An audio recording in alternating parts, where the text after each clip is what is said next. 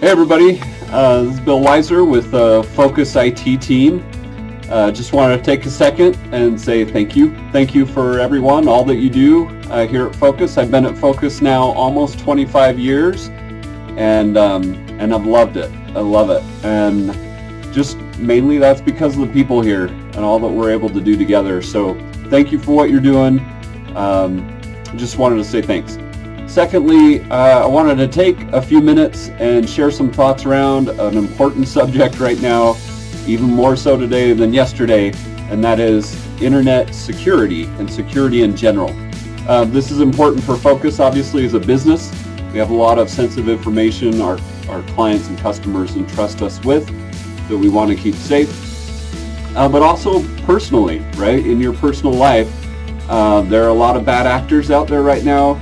Ransomware is in the news, I think, almost every day, right? Of people getting hacked, stealing data and holding it hostage, right, from users. And that's you personally as much as Focus Services. So just wanted to share a couple of thoughts from a business partner that we have.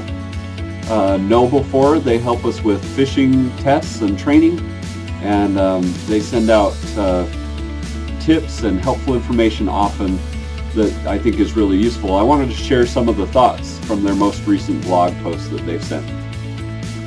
First of all, remember that your device is only as secure as the applications that we're running on it, right? That is typically, that's where the issues are going to come, is those applications.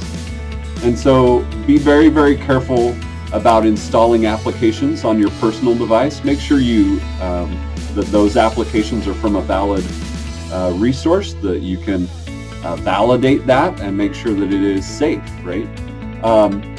And when it comes to work for Focus Services, any of our Focus Services equipment, never install an application or a plugin, anything like that, without first checking with your IT department, local IT department, to make sure that that is a legitimate and safe application to run. That includes stuff coming in email in particular, right? Or potentially a malicious website that we inadvertently went to without really recognizing it. Only use your work devices for work.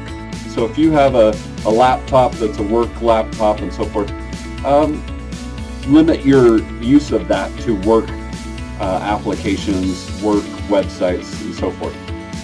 If you have received permission to use a personal device for Focus Services work, make sure that a good helpful hint, I think, and a suggestion would be to try and maybe utilize a different username or user account when you're doing Focus Services related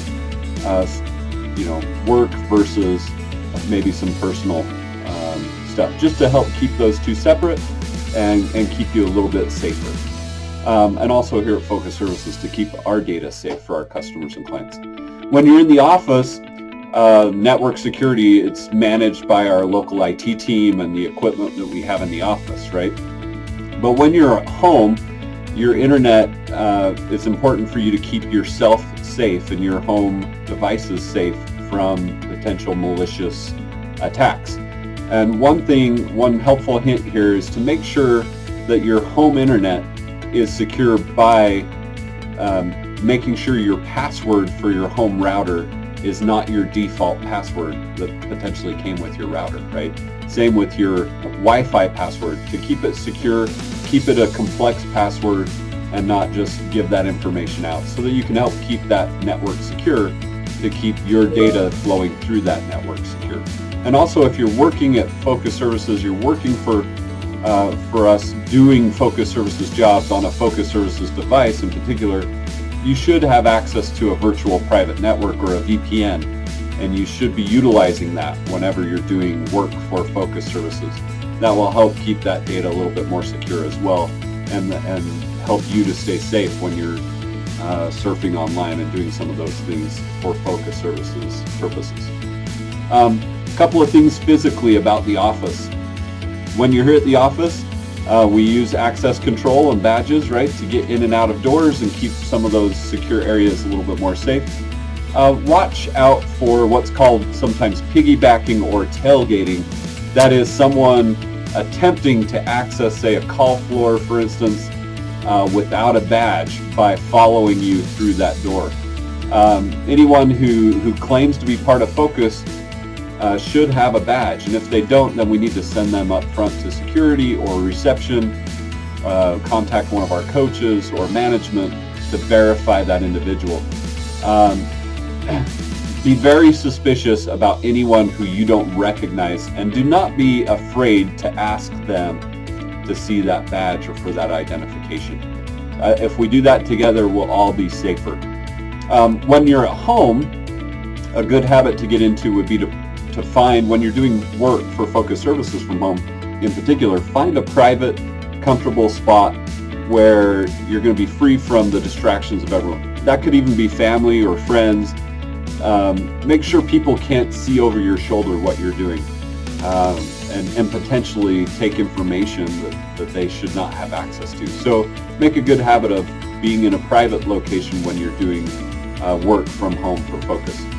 And then another helpful hint, and this is a big one, always lock your machine when you're stepping away from your desk. Even if it seems like it's just going to be for a few minutes, you're going to go use the bathroom, you're going to grab a drink, a candy bar or something like that and be right back. Get in the habit of locking that screen. And one helpful hint for Windows users is if you push the Windows button on your keyboard at the same time, push the L button for lock. That will lock your screen, and it's a super easy habit, I think, to get into when you're stepping away and that screen is out of your sight. It's very easy for someone, if a screen is open, a computer's open, to walk up and utilize your account and your information to do something malicious, whether that's installing software or looking up account information, sending a message, an email, so forth. We want to avoid that coming back to you as being, the user of an account that was used maliciously. Also, talking about email. When we receive emails more and more often are the cause for a lot of our security breaches.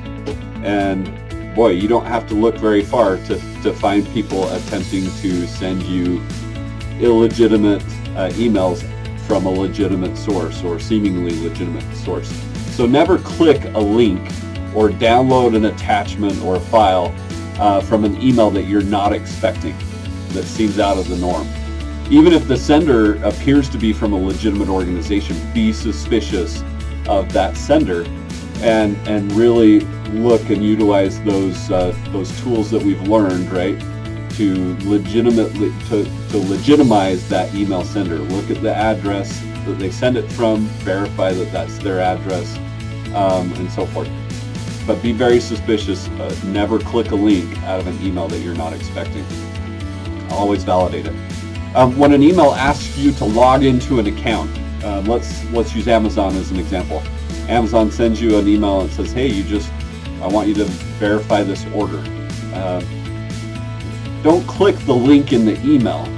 The safer method is to go to Amazon through your normal process of getting to Amazon. Maybe it's an app on your phone, or just go to Amazon.com in a separate web browser or separate tab in your browser. Go straight to that link and log in there to verify what they may be asking, versus clicking on a link where a bad actor may potentially send you to a separate website that may look just as legitimate and ask for your user information, and bingo bango, they've got your account information and password, right? So be very cautious on those kind of things, and get in the habit of going to your normal sources to look for that data outside of the email instead of clicking on a link. I guess the last point here, last suggestion, when in doubt, call the sender of the email, or attempt to call them, or text them if it's someone that you know. Verify that they sent you that email. Oftentimes we get a gut feeling of, man, I knew I shouldn't have clicked that link. Trust your gut, follow it, and reach out in a separate path from that email to validate whether they really are indeed the person that sent you that email. I think we can all be a lot safer with just some of these simple steps and just being on our guard. And again, we want to keep Focus Services data safe. We want to keep our client and our customers' data safe and secure. But I'm also, we want to keep each other safe and secure personally as well. So this isn't all just about Focus. These guys are attempting to hack us in every avenue they can, and we just want to keep each other safe. So thanks again, everybody, for all that you're doing here at Focus and for helping to keep Focus a safe and great place to work. Until next time, see you later.